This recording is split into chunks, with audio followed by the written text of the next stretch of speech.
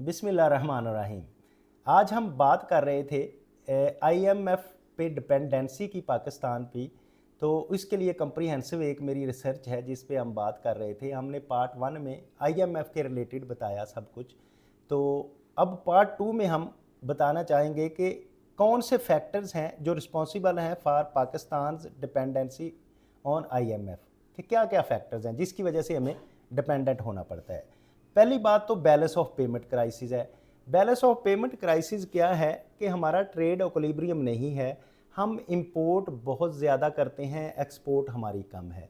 Export को हमारे थोड़ी सपोर्ट करती है फॉरेन रेमिटेंस। अगर हम फॉरेन रेमिटेंस और एक्सपोर्ट्स को मिला लें उसके बावजूद हमारा बैलेंस ऑफ पेमेंट पूरा नहीं होता, हमारी इंपोर्ट बहुत ज़्यादा है। तो इसको पहली बात तो ये है कि हमें बैलेंस ऑफ पेमेंट पूरा करना है। वो किस तरह से पूरा करना है कि हम अपनी इंडस्ट्री को बढ़ाएं। ये जो मैंने आज डिज़ाइन इसका पीपीटी का बनाया था वो मैंने स्पेशली ये चुन के ये व्हील्स का दिया था कि ये जो व्हील हमारे ब्रोकन हुए हुए हैं इनको हमें ठीक करना पड़ेगा। आईएमएफ से डिपेंडेंसी अगर आप छुटकारा हासिल करना चाहते हैं तो जो हमारा पहिया रुका हुआ है उस पहिए को पहले चलाना पड़ेगा। हमारा जो नॉन डेवलपमेंट चीज़ों में इन्वेस्टमेंट हो रही है, नॉन डेवलपमेंट सेक्टर में हमारा पैसा जो फंस रहा है उसको निकाल के हमें कोई लॉन्ग टर्म पॉलिसीज़ बनानी पड़ेंगी। हमारी शॉर्ट टर्म पॉलिसीज़ हैं। जब हम स्टूडेंट थे तो उसमें हम पढ़ते होते थे कि हमारे जो प्लान्स होते थे वो 20 ईयर प्लान्स होते थे, 10 ईयर प्लान्स होते थे, 5 ईयर प्लान्स होते थे। तो लेकिन आजकल जो हमें नज़र आ रहे हैं कि हमारे वेरी शॉर्ट टर्म प्लान्स हैं। हर प्रोफेशन में, हर मिनिस्ट्री में, हर जगह हम सिर्फ लो हैंगिंग फ्रूट की बात करते हैं कि वो जल्दी से हमारा कुछ ये हो जाए, ऐसा छोटा सा काम करें जिसकी वजह से हमारी बल्ले बल्ले हो और हम इलेक्शन विन कर जाएं। या हर प्रोफेशन जो है उसमें लो हैंगिंग फ्रूट की बात की जाती है। तो ये बहुत डिस्करेजिंग है हमारा बैलेंस ऑफ पेमेंट को ठीक करने के लिए। तो ये मेरी रिक्वेस्ट है, अहकाम बाला से मेरी रिक्वेस्ट है, पॉलिसी मेकर से मेरी रिक्वेस्ट है, प्लीज़ लॉन्ग टर्म प्लान्स बनाएं, उन पे अमल दरामद करवाएं और अपना लॉन्ग टर्म स्टेबिलिटी की तरफ आएँ। Short term low hanging fruit को छोड़ें। मैं समझता हूँ, जो मेरा एनालिसिस है, मैंने अगर अपने हमसाए मुल्क की स्टडी की है उसकी इकॉनमी क्यों स्टेबल हुई, तो मैं समझता हूँ कि मोदी जी की जो सक्सेस थी वो सिर्फ इस बात पे सक्सेस थी कि उन्होंने मनमोहन सिंह साहब के जो प्रोजेक्ट्स थे, मनमोहन सिंह साहब की जो पॉलिसीज़ थी उनको कैरी ऑन किया और उनको कैरी ऑन करने की वजह से मोदी साहब ने सक्सेस हासिल की।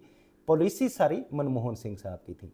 तो ये हमारे हमसाए मुल्क ने इस तरह से किया। तो हमारा ये होता है, एक तो हमारी गवर्नमेंट्स बहुत शॉर्ट टर्म के लिए आती हैं। जब शॉर्ट टर्म्स के लिए आती हैं तो वो मज़ीद शॉर्ट टर्म अपने प्लान्स करती हैं। तो ये अगर कोई पॉलिसी मेकर मेरी बात सुन सकता है या कोई गवर्नमेंट कोई बड़ा मेरी बात सुन सकता है तो इसमें काइंडली ये करें कि ये कुदरती मेरे हाथ जुड़ गए हैं और ये हाथ जुड़े ही समझ के आप इस पे काइंडली लॉन्ग टर्म पॉलिसीज़ की तरफ आए, लॉन्ग टर्म मंसूबे बनाएं और इसको मुल्क को क्राइसिस से निकालें। दूसरा जो है प्रेसिडेंट करंट अकाउंट डेफिसिट जो आ रहा है उसकी क्या वजह है कि ट्रेड डिसइक्विलिब्रियम है, ये मैं बात कर चुका हूँ। Rising import bills, import bill हमारा बड़ा है, एक्सपोर्ट बिल छोटा है, ये भी है। In efficiency in export sector, efficient नहीं है एक्सपोर्ट सेक्टर और जिसको हमें करना चाहिए। और एक्सपोर्ट सेक्टर को हमने बहुत रिलीफ दिए रखे, उनको फिक्स में रखा, उनसे कम टैक्स लिए, लेकिन एक्सपोर्ट सेक्टर्स में भी इतना कोई कमाल नहीं किया। उसको चाहिए कि वो करे। फिर अगर हम कैपिटल अकाउंट की बात करेंगे तो low reserves due to trade deficit and debt servicing की वजह से हमारा जो लो रिजर्व्स भी हैं। और फिर remittance are not enough to cover the gap. अब जो फॉरेन रेमिटेंस है ये और रिड्यूस होनी शुरू हो गई हैं।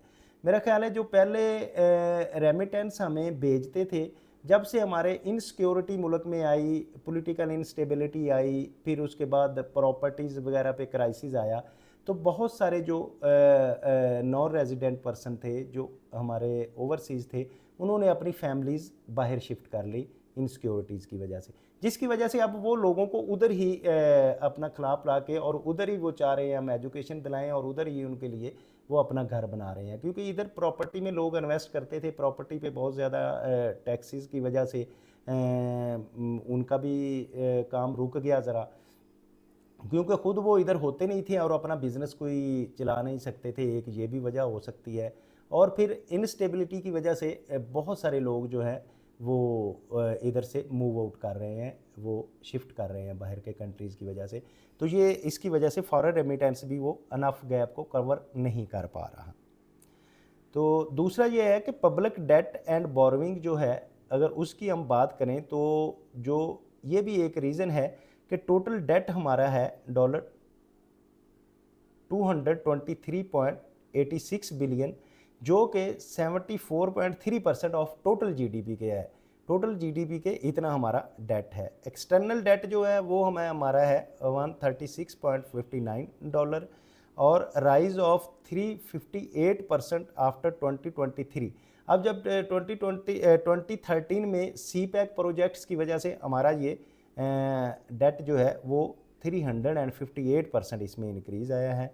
प्रोजेक्ट डेट सर्विंग जो है वो फाइनेंशियल ईयर 2025 में जो है 20 बिलियन है। तो अब इन्फ्लेशन की बात करें तो वेरी हाई इन्फ्लेशन रेट है हमारा 37.8% है, all the time high in May 2023 में था। और tightening monetary policy with 22% policy rate करने की वजह से मॉनिटरी पॉलिसी को हमने टाइट किया है 22%, जो कि बहुत हाई रेट है। इसलिए ये फैक्टर्स हैं जो हमारे रिस्पॉन्सिबल हैं पाकिस्तान की डिपेंडेंसी ऑन IMF के।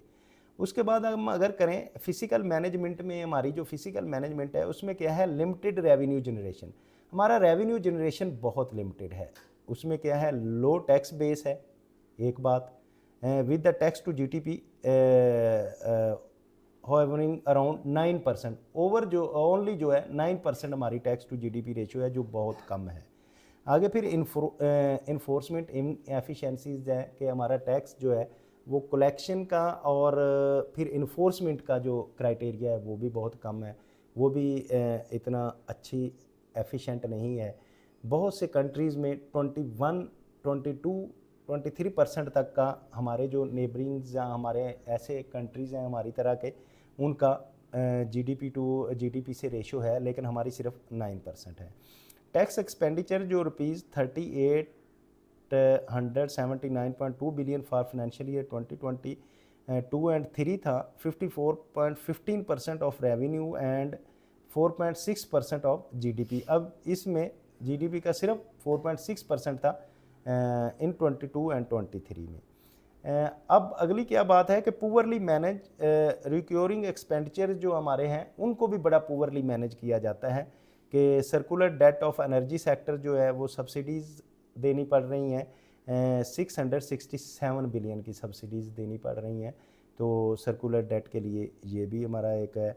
Bleeding of state own enterprises, जो हमारी स्टेट ओन एंटरप्राइजेज़ हैं वो लॉस में जा रही हैं। हमारा PIA है, हमारा स्टील मिल है, ये इस तरह के बहुत सी स्टेट ओन एंटरप्राइजेज़ हैं जो रेलवेज़ है जिनको बहुत ज़्यादा लॉस बियर करना पड़ रहा है। तो ये भी एक प्रॉब्लम है। और डिफेंस स्पेंडिंग पे हमें करना पड़ता है, क्योंकि हम साए में हमारे कंट्रीज़ के साथ पहले हमारा सिर्फ था इंडिया के साथ क्राइसिस, अब अफ़गानिस्तान एक हमारा दुश्मन खड़ा हो गया है। वो ऐसे ही रह जाते ही हमने 40 साल उनकी खिदमत की, उनको पाला पोसा, और आज वो भी हमारे जो हैं वो बन गए हैं दुश्मन। तो इसके लिए वो बॉर्डर भी हमें सिक्योर करना पड़ता है, और इस तरह से बाकी बॉर्डर्स में भी प्रॉब्लम्स हैं। और जो सबसे बड़ी बात है वो हमारी डेट सर्विंग है। डेट सर्विंग जो 81.4% ऑफ द रेवेन्यू, टोटल जो हमारा रेवेन्यू है उसके 81.4% तो हम डेट पे हम दे देते हैं। तो ये भी एक हमारी प्रॉब्लम है। अगर उसके बाद हम बात करें कि क्यों डिपेंडेंस है, तो जियोपॉलिटिकल इम्पोर्टेंस ऑफ पाकिस्तान जो है, relevance of internationally due to geo strategic location हमारी जिस तरह से है, हम एक बहुत बड़ी सुपर पावर के हमसाए हैं। एक बड़ी उभरती हुई इकॉनमी जो है वो हमारे उसके साथ हमारे तल्लकात बहुत अच्छे नहीं हैं। फिर अफ़गानिस्तान की इंटरेस्ट के मतलब पूरी दुनिया की नज़रें थी जिसमें उसके भी हम हमसाए हैं। तो इस तरह से हमारी जो जियोपॉलिटिकल पोजीशन है वो भी हमें डिपेंडेंट बाज़ात कर देती है। Relevance to international due to geo strategic location and 2008 to 23 bail out secures for leveraging US and NATO position and counter CPEC को बनाने के लिए जो काउंटर करना पड़ रहा है कि बाकी जो मुखालफत में हमारे आ रहे हैं, तो उसके लिए भी हमें ये फैक्टर्स हैं जो पाकिस्तान को रिस्पॉन्सिबल करते हैं डिपेंडेंसी के। अगर हम बात करें इम्प्लीकेशन ऑफ आईएमएफ पैकेज की, तो पैकेज कौन कौन से और किस तरह से हुए, तो ये सबसे पहले है नेगेटिव इम्प्लीकेशंस इस पे क्या हैं। नेगेटिविटी क्या आई कि राइजिंग पावर्टी, इसकी वजह से हमारी पावर्टी में इंक्रीज़ आई। तकरीबन 9 करोड़ लोग जो हैं वो पावर्टी लाइन से नीचे हैं पाकिस्तान के। तो ये बहुत बड़ा एक सेट बैक है कि हमारे 25-26 करोड़ में से 9 करोड़ लोग जो हैं वो पावर्टी लाइन से नीचे हैं। फिर डेट में हम जकड़ गए हैं। अब हम डेट का जो इंटरेस्ट है वो भी डेट लेके ही दे रहे हैं, ये भी हम पे इसका अफेक्ट पड़ा। श्योरिंग इन्फ्लेशन बढ़ रही है क्योंकि आईएमएफ की बाज़ औक़ात हमारे पे आ रही हैं रिस्ट्रिक्शंस के ये चीज़ें की प्राइसेस बढ़ाएं, जिसकी वजह से इन्फ्लेशन बढ़ रही है। करेंसी डेप्रिसिएशंस, हमारा रुपया दिन ब दिन नीचे जा रहा है। कल तक हम बहुत करीब थे हमारे हमसाये ममालिक में, आज हमारे हमसाये ममालिक का भी जो करेंसी है वो हमसे बहुत बेहतर हो गई है। हैम्पर्ड इकोनॉमिक ग्रोथ जो है वो सप्रेस हो रही है day by day. 1 step forward 2 step back, हम लोन की वजह से 1 स्टेप चलते हैं तो हमें 2 स्टेप पीछे आना पड़ता है। तो इस तरह हम जो पूरी दुनिया का मुकाबला करने में आगे बढ़ने की बजाय डे बाई डे पीछे जा रहे हैं। तो इस पे अगेन मेरी रिक्वेस्ट है कि कोई लॉन्ग टर्म पॉलिसीज़ बनाएं, हम शॉर्ट टर्म पॉलिसी से निकलें। उसके बाद इसकी पॉजिटिव इम्प्लीकेशंस क्या आती है। पॉजिटिव इम्प्लीकेशन क्या आती है कि खुदा न खास्ता हम जब वो बैंक डिफ़ॉल्ट की तरफ जाते हैं तो ये ब्रीदिंग स्पेस हमें आ जाती है। इसकी वजह से trust of other financial institution, जैसे मैंने पहले भी बात की कि जब आईएमएफ आपको लोन नहीं देगा तो दूसरे फाइनेंशियल इंस्टीट्यूशन जो है वो भी लोन नहीं देंगे। तो इसलिए आईएमएफ का लोन इसलिए भी ज़रूरी है कि बाकी लोन लेने के लिए। तो ये एक इसकी पॉजिटिव है कि दूसरे इंस्टीट्यूशन जो हैं वो ट्रस्ट करते हैं।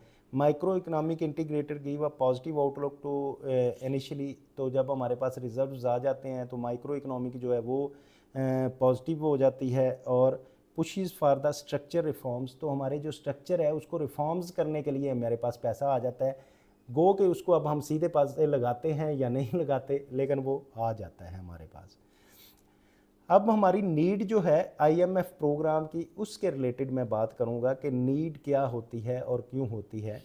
तो finance minister of Pakistan said importing more than what our foreign exchange earning can pay and spending more than what we collect in taxes is not luxuries that we can afford any longer. तो इसमें twin deficit क्या है कि एक तो हमारी import ज़्यादा है, इंपोर्ट ज़्यादा होने की वजह से एक्सपोर्ट कम है, तो हमें बैलेंस ऑफ पेमेंट हमारा जो शॉर्ट हो जाता है, तो हमें ज़्यादा पेमेंट करने के लिए ज़रूरत पड़ती है। और दूसरी चीज़ जो है कि हमारे अर्निंग से हमारे एक्सपेंसेस ज़्यादा हैं। तो मैं अक्सर एग्जांपल अपने स्टूडेंट्स को और अपने फॉलोअर्स को ये दिया करता हूँ कि अगर आप 90 रुपीज़ एक्सपेंस कर रहे हैं और 100 रुपीज़ आपकी इनकम है, देन आप अमीर आदमी हैं कि आपके पास 10 रुपीज़ सेविंग है। लेकिन अगर आप 1 मिलियन इनकम कर रहे हैं और 1.5 मिलियन आप एक्सपेंस कर रहे हैं, तो देन आप गरीब हैं कि आपको हर दफ़ा लोन लेना पड़ता है। तो अब हमारी प्रॉब्लम ये है कि हमारे एक्सपेंसेस जो है वो हमारी अर्निंग से ऊपर हैं, तो हमें एक्सपेंसेस को भी कट करना चाहिए अपनी अर्निंग के मुताबिक और अपनी चादर के मुताबिक अपने पाँव फैलाने चाहिए। ये नहीं हमेशा हमसे होता, इस चीज़ की ज़्यादा ज़रूरत है।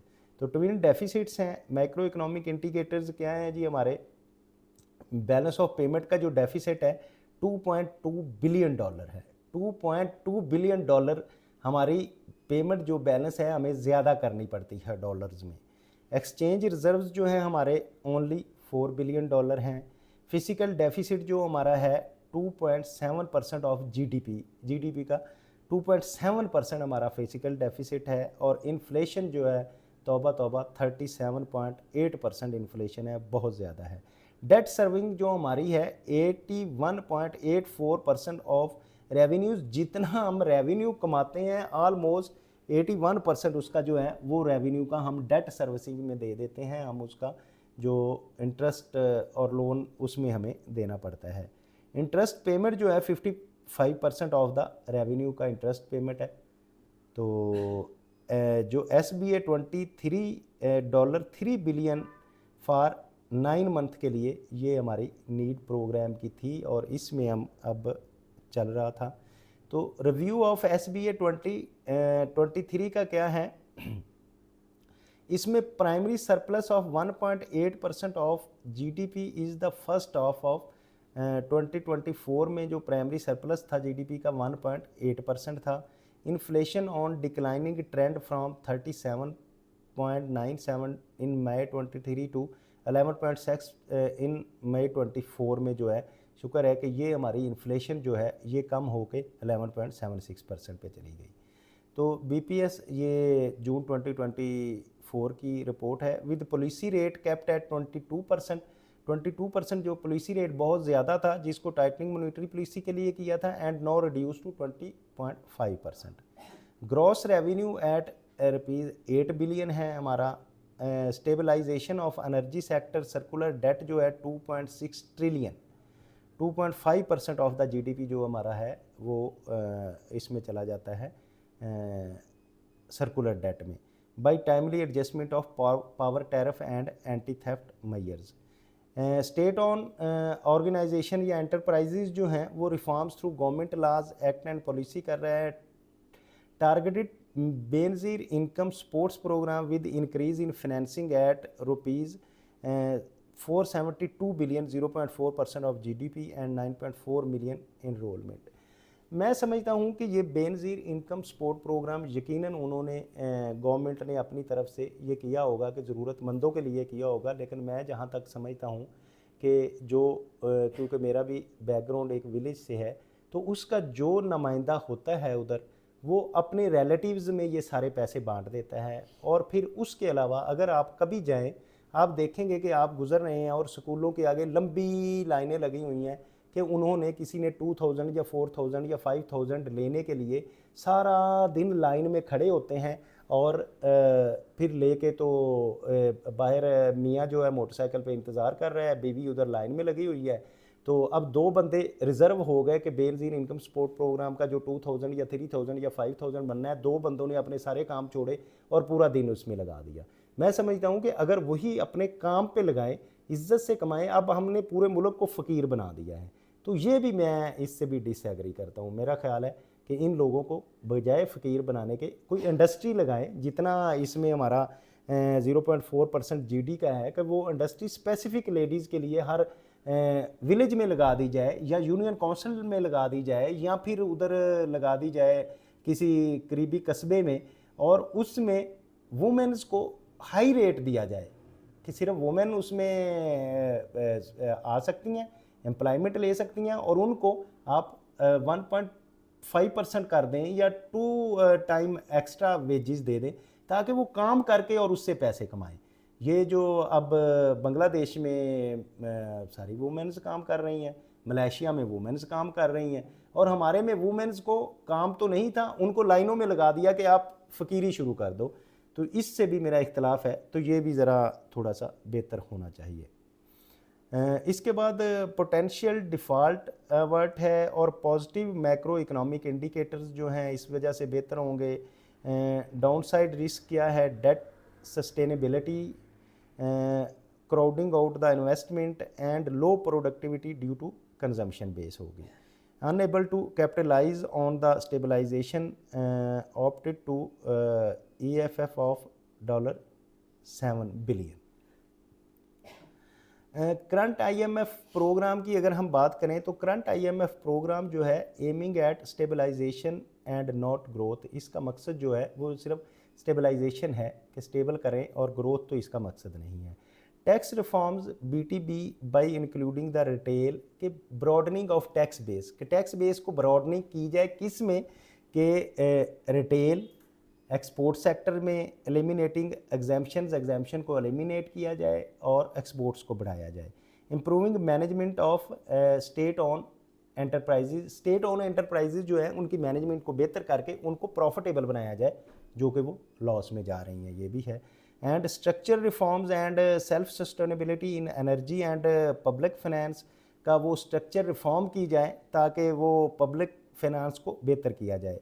Federal and provincial financial physical coordination is spending and resource generation के फेडरल और प्रोविंशियल के जो फिजिकल कोऑर्डिनेशन की जाए कि जिसमें रिसोर्स को जनरेट किया जाए, नए जनरेशन हो, नए रिसोर्सेज बने, उन रिसोर्सेज से इनकम हो। फ्लेक्सिबल एक्सचेंज रेट के लिए भी है कि एक्सचेंज रेट बेहतर रहे। Targeted subsidies of BISP and pushing out the agriculture support prices को बेहतर किया जा सके। अब अगर हम बात करें कि टैक्स रिफॉर्म्स क्या हो रही हैं, सबसे इम्पोर्टेंट जो इसमें मेरा कंसर्न्स भी इसमें था कि tax reforms and IMF tax reforms के मतलब क्या कहती है। कहते हैं जी additional revenue target through tax reforms, tax to GDP ratio increase by 1.5% to 3%। तो टैक्स टू GDP रेशियो जो है ना, वो टैक्स रिफॉर्म्स का वो कहते हैं जी टैक्स टू GDP रेशियो जो है ना 1.5% से 3% तक एटलीस्ट होनी चाहिए।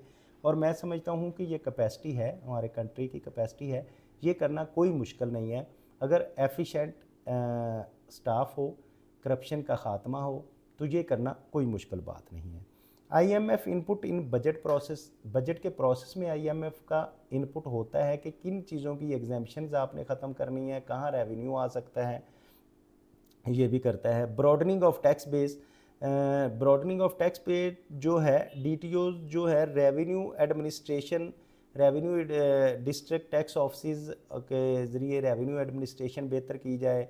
फिर ताजर दोस्त स्कीम के तहत जो है वो ताजर सब को जो है ना इसमें टैक्सेशन में लाया जाए और उनको इनरोल्ड किया जाए और उसमें किया जाए। फिर डिजिटलाइजेशन ऑफ FBR जो है बहुत इंपॉर्टेंट है, क्योंकि सारी दुनिया अब डिजिटलाइजेशन में चली गई है, तो इसलिए FBR भी इस लेवल पे हो कि हर ट्रांजैक्शन जो है वो इसमें आ जाए, जिसमें ट्रैक एंड ट्रेस सिस्टम है, ट्रैक एंड ट्रेस सिस्टम आ रहा है, कंप्लाइंस रिस्क मैनेजमेंट है और डिजिटल इनवाइसिंग जो है, ये भी जो FBR के लिए IMF जो रिफॉर्म्स कर रहा है वो ये है।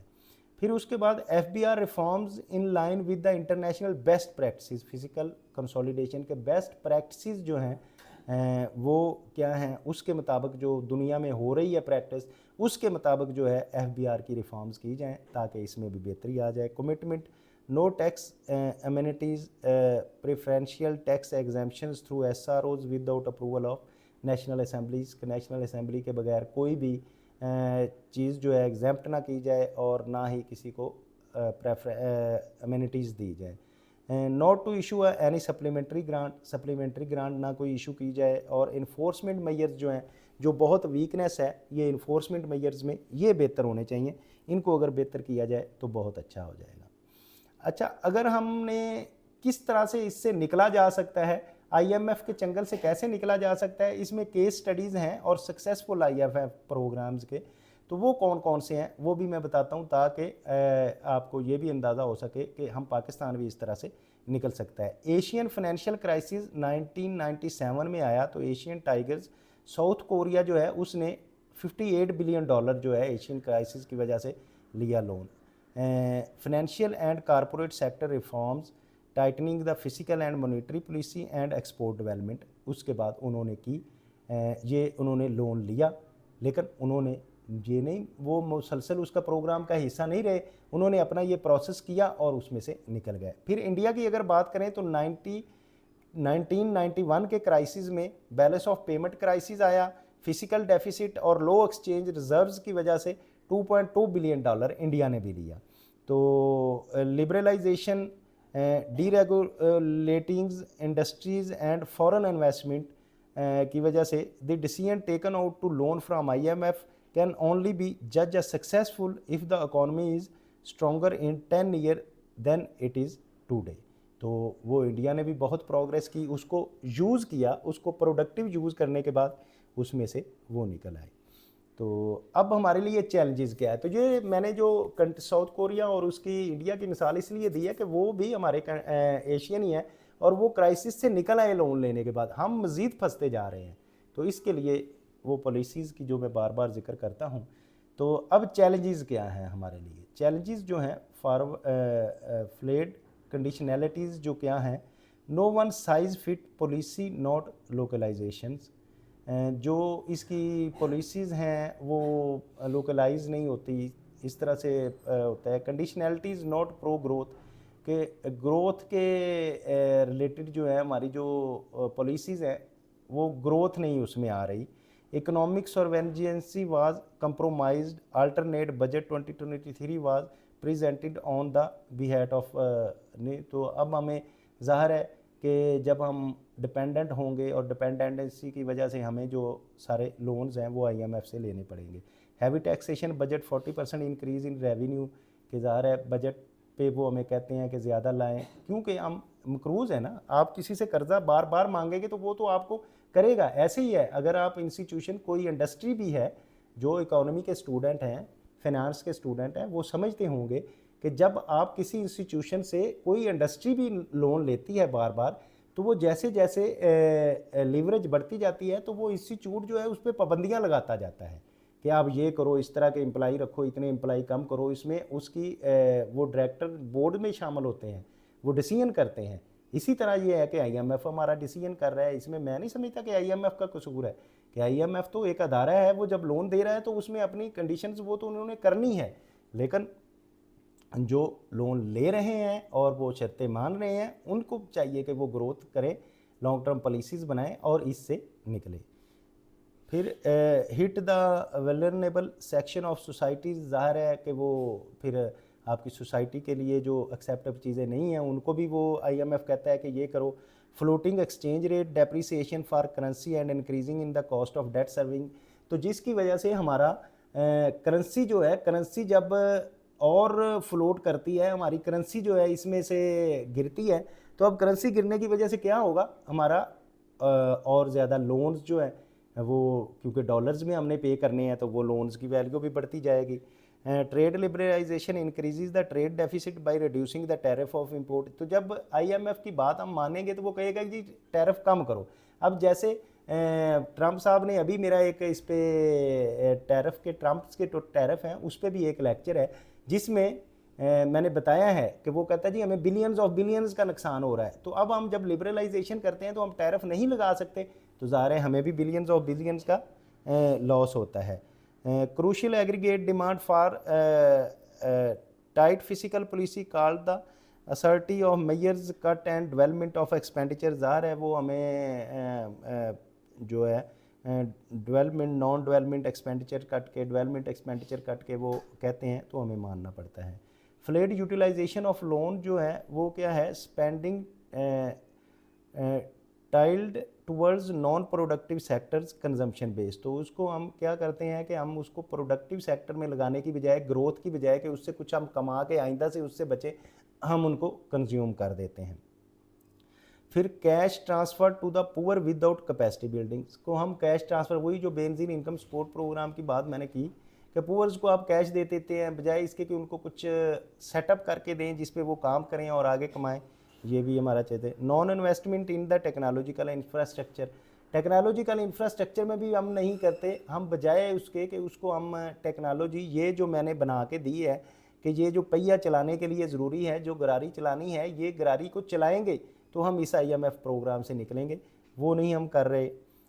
Change in government affect the development process, ज़ाहिर गवर्नमेंट जैसे हमारी 5 साल भी पूरे नहीं करती और चेंजेस आ जाती हैं, तो वो चेंजेस के साथ सारा डेवलपमेंट जो प्रोसेस है वो भी ख़त्म हो जाता है, वो दोबारा ज़्यादा पैसों से सकता है।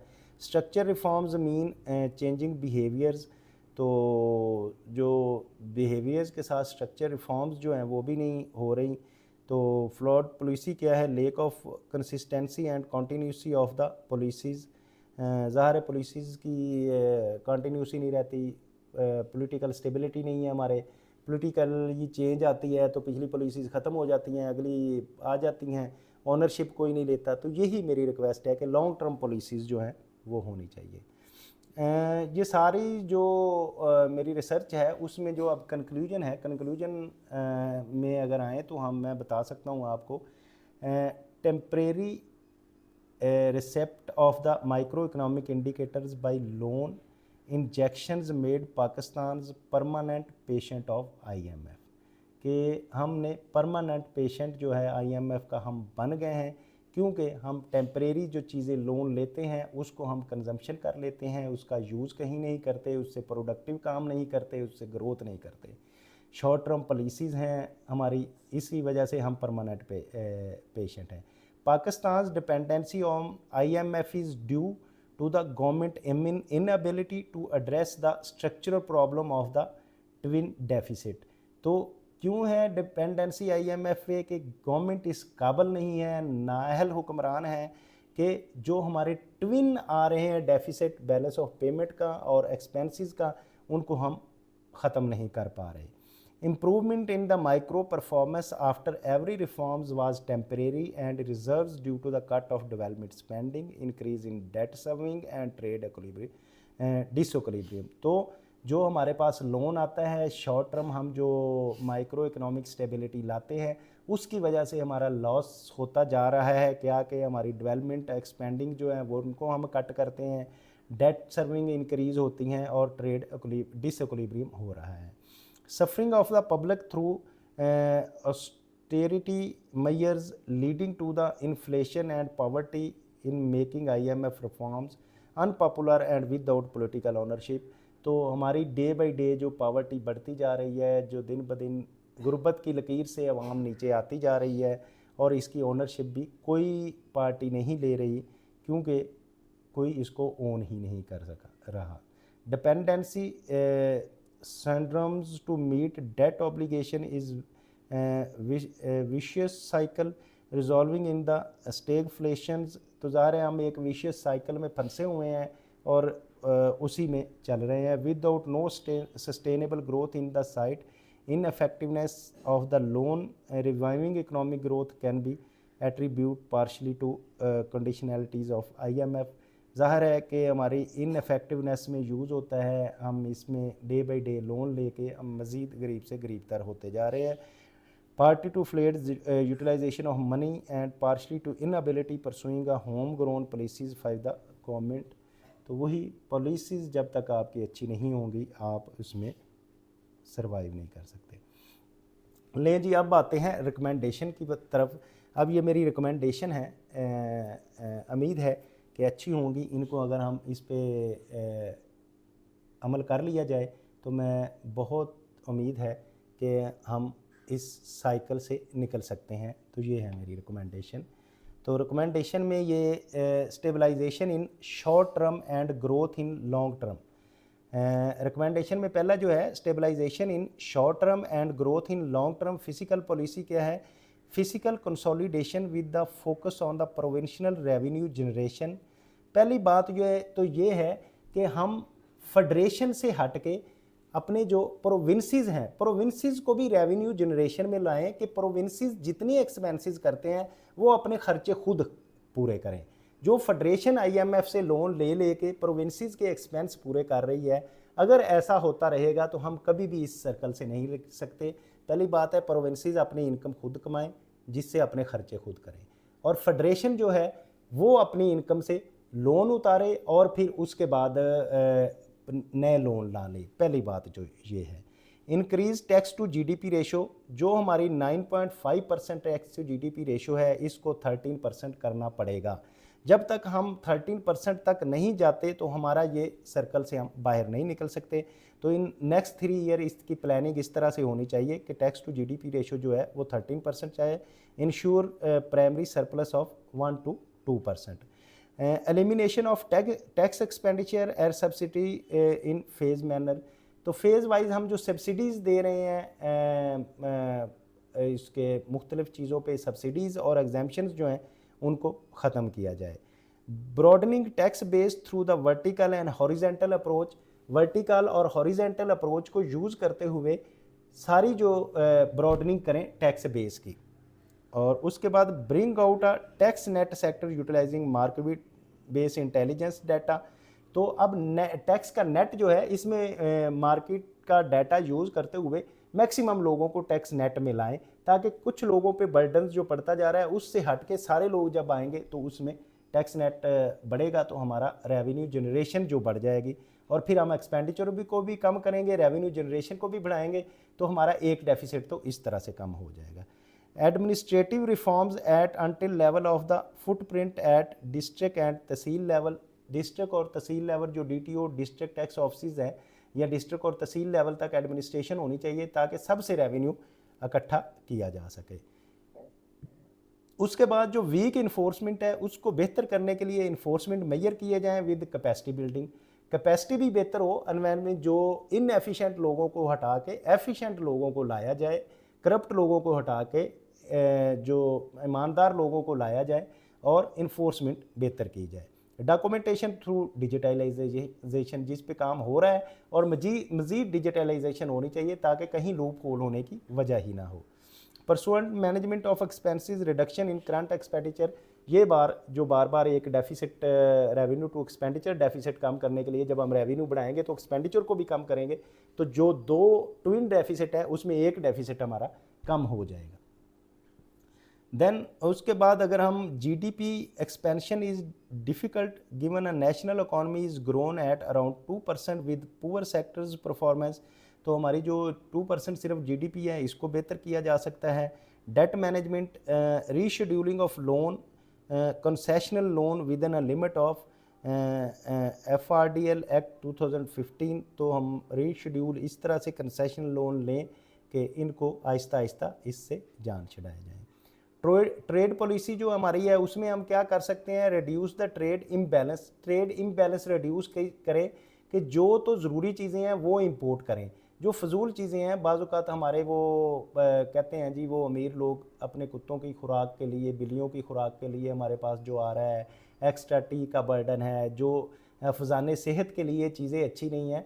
यार बात ये है कि अब हम क्यों नहीं कह सकते कि ये हमारी पेट्रोल की कंजम्पशन को कम करें। आज तक कभी किसी ने नहीं कहा जी किसी गवर्नमेंट ने कि पेट्रोल की कंजम्पशन, हमारा सबसे बड़ा बिल जो है पेट्रोल का है कि वो हम पेट्रोल को रिड्यूस करें। हम बजाय एक बंदा बड़ी गाड़ी यूज़ करने के लिए उसका कंसेप्ट बढ़ाएं कि साथ अपने साथियों को भी लेके ऑफिस जाओ।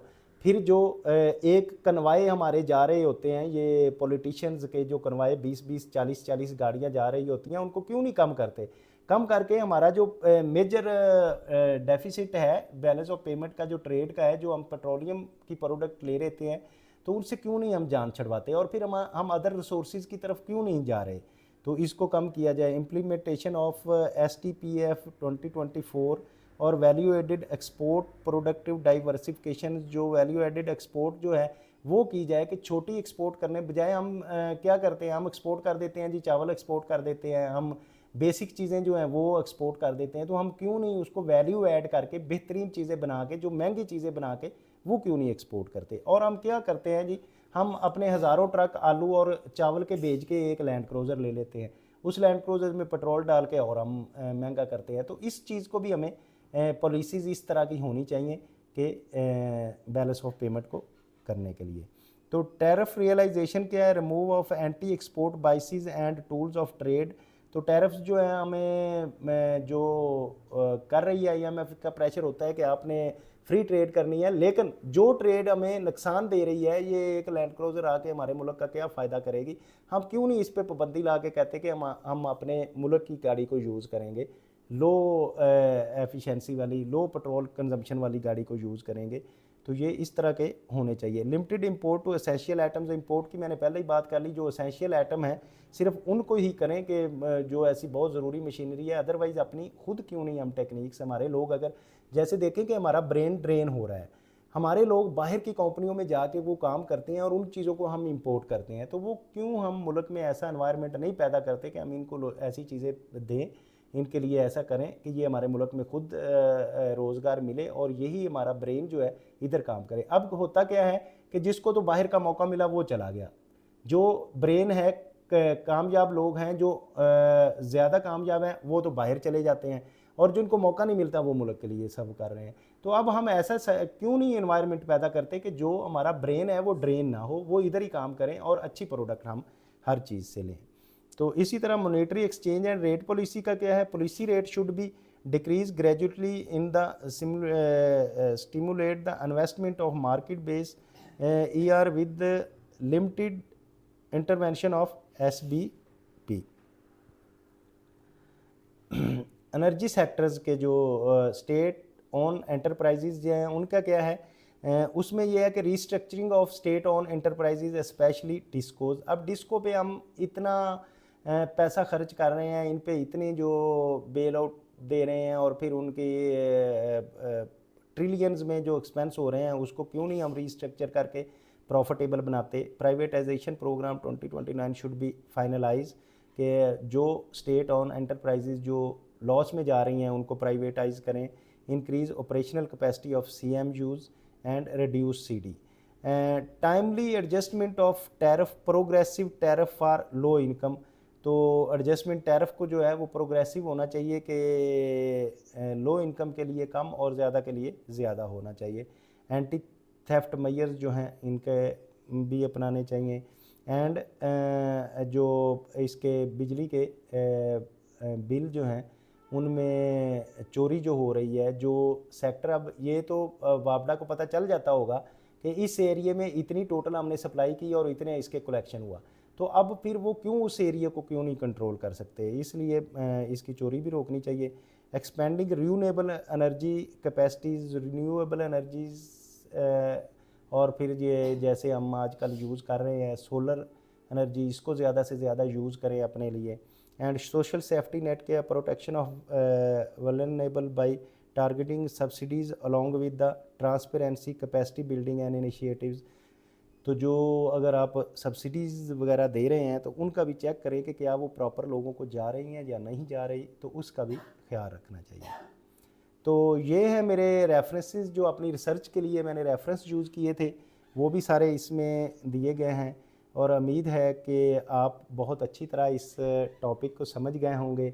मैंने अपनी भरपूर कोशिश की इस रिसर्च के लिए और मैंने फिगर्स के साथ हर चीज़ आपको एक्सप्लेन करने की कोशिश की। उम्मीद है आप सारे इसको समझ गए होंगे। अगर कहीं प्रॉब्लम है तो मुझे कमेंट बॉक्स में कमेंट करें। और अगर आप चाहते हैं कि ये लोग सीखें कि क्या IMF की डिपेंडेंसी से किस तरह निकला जा सकता है, क्यों डिपेंडेंसी है, तो आप इसको लाइक करें, शेयर करें और सब्सक्राइब करें। Thank you very much.